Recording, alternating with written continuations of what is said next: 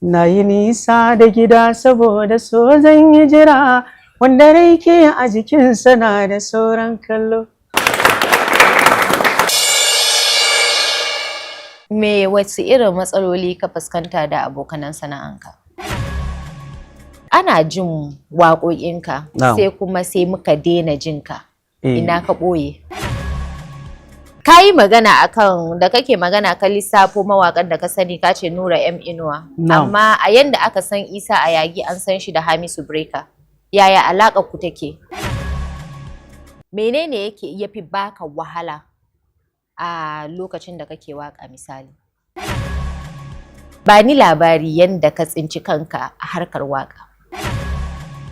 Ni dai tambaya ta anan ita ce, kamar lokacin da kake cewa kana samun irin mutane haka, to tambaya ta anan ita ce lokacin da abin ya faru da kai, kana jin cewa abin daga kai ne ko kuma ga mutanen da kake tare da su?